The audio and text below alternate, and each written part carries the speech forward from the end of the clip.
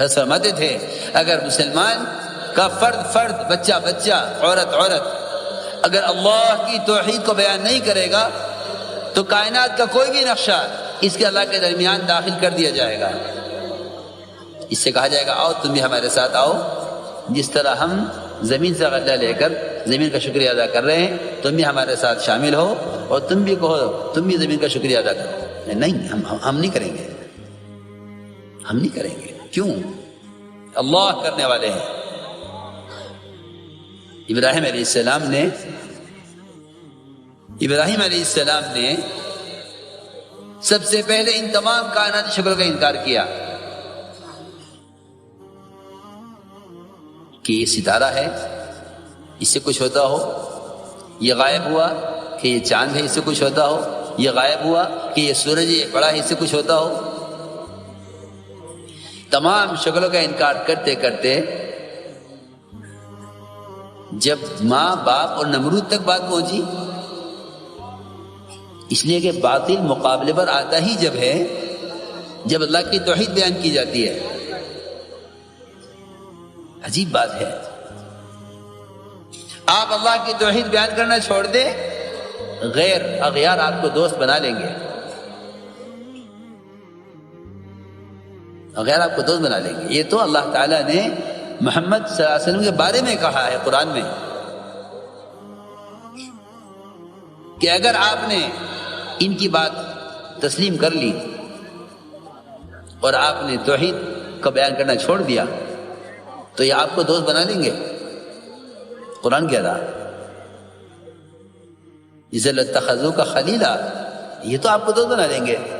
ان کے آپ کو دوست بنانے میں صرف اتنی سی بات ہے، وہ یہ نہیں کہیں گے آپ نماز نہ پڑھیں، وہ یہ نہیں کہیں گے کہ آپ روزہ نہ رکھیں، وہ یہ نہیں کہیں گے آپ زکوٰۃ نہ دیں. وہ یہ کہتے ہیں کہ آپ بس اللہ کی توحید کو بیان کرنا چھوڑ دیں، ہماری آپ کی کوئی لڑائی نہیں ہے، ہم آپ کو دوست بنا لیں گے، ہم آپ کو دوست بنا لیں گے. آپ بس یہ کہنا چھوڑ دیں کہ اللہ سے ہوتا ہے. جھگڑا سارا اسی پر تو تھا. آپ صرف اتنا کہہ دیں کہ ان شکلوں سے ہوتا ہے، ہم آپ کو دوست بنا لیں گے. جھگڑا سارا اسی پر ہے، جھگڑا سارا اسی پر ہے. میں عرض کر رہا کہ ابراہیم علیہ السلام نے شکل کا انکار کرتے کرتے یہ بات پہنچی نمرود تک کہ انہیں کون پالتا ہے. اللہ مجھے معاف فرمائے، ہم اپنے مسائل کو لے کر غیروں کی طرف اس امید پر جا رہے ہیں کہ ان سے ہمارے مسائل حل ہو جائیں. اللہ کے غیر سے امید کرنا، اللہ ایسوں کو اپنے غیر کے حوالے کر دیتے ہیں. صحیح حدیث سے فرمایا ہے اگر ابن آدم اللہ کے غیر سے امید نہ کرے اللہ اسے کبھی اپنے غیر کے حوالے نہیں کریں گے، اور اگر اسے غیر سے امید کرے تو اللہ رب العزت اپنے غیر کو اس پر مسلط کریں گے، غیر کو اس پر مسلط کریں گے، کر کے دکھلائیں گے.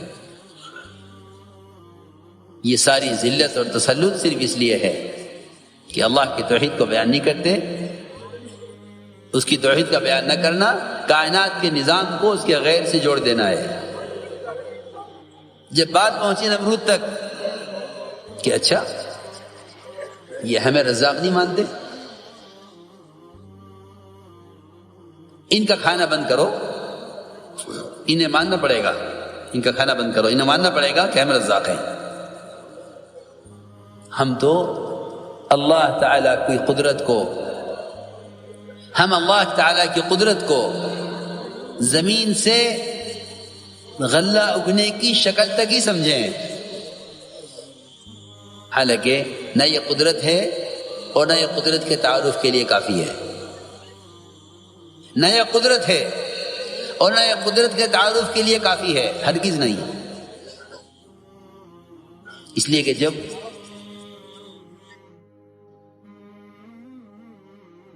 کمائی کے نقشوں پر غیروں کا قبضہ ہو جائے گا تو مسلمان ہی سوچے گا کہ نقشے تو ان کے ہاتھ میں، میرے ہاتھ میں تو ہے نہیں، تو ہمیں ان کے ساتھ کوئی دینی سمجھوتا کر لینا چاہیے. جس سے ہم ان کا یہ مطالبہ پورا کر دیں، یہ ہمیں کمائی کے نقشے دے دیں۔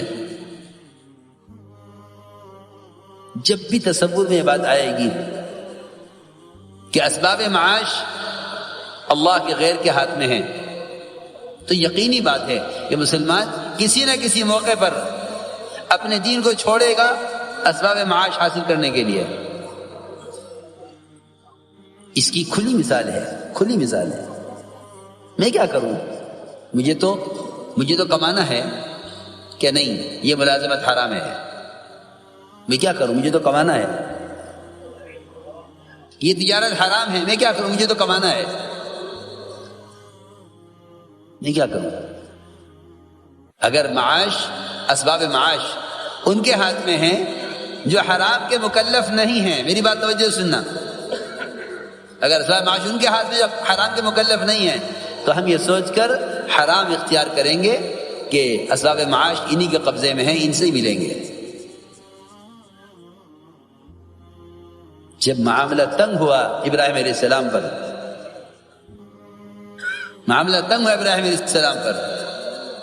اور اس نے طے کر لیا کہ انہیں کھانا نہیں ملے گا تو یہ جائیں گے کہاں؟ میرے پاس آئیں گے۔ جائیں گے کہاں؟ جس اللہ مجھے معاف فرمائے، ہم نے اجتماعی طور پر یہ سوچ لیا ہے کہ بھئی ہمارا تو کوئی پرسان حال ہے نہیں۔ میں قسم کھا کر کہہ سکتا ہوں، اگر مسلمان اپنے آپ کو قوم سمجھے گا تو پھر یہ قومیت کی بنیاد پر مغلوب ہو کر رہے گا۔ مسلمان قوم نہیں ہے، اسلام قومیت کا نام نہیں ہے، اسلام قومیت کا نام نہیں ہے، اسلام اطاعت کا نام ہے۔ مسلمان کسی قوم کا نام نہیں ہے۔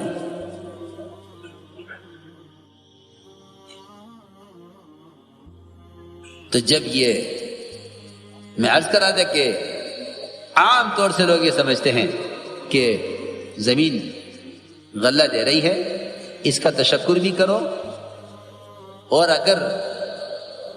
بلکہ سمجھتے ہیں کہ یہ اللہ کی قدرت ہے۔ میں عرض کر چکا ہوں کہ اللہ کی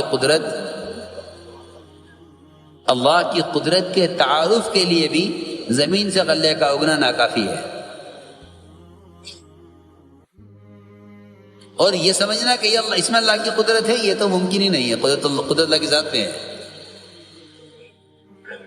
قدرت اللہ کی ذات میں ہے۔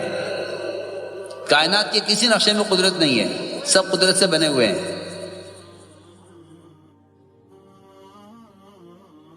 بلکہ جب ابراہیم علیہ السلام کے لیے کھانا بند ہو گیا، صرف اس لیے تاکہ مجبور ہو کر ہمارے پاس آئیں،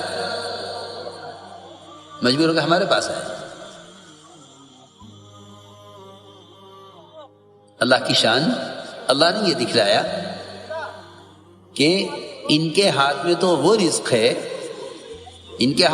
رزق ہے جو ہم زمین سے اپنی قدرت سے اگا چکے ہیں۔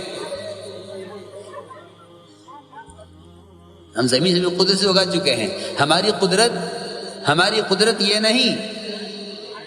قدرت یہ نہیں کہ ہم زمین سے غلہ اگا رہے ہیں، ہم تمہیں اپنی قدرت سے کھانا دیتے ہیں۔ جو بوری مٹی کی بھری ہوئی گھر کی مرمت کے لیے لا کر رکھی گئی تھی، اللہ نے اس پوری مٹی کی بوری کو آٹے میں تبدیل کر دیا۔ رزاق ہم ہے۔ تو ہماری قدرت کی اہمیت سمجھو کہ ہم زمین سے غلہ دینے کے پابند ہیں۔ اس لیے میں عرض کر رہا ہوں، کائنات اللہ کا ضابطہ نہیں ہے،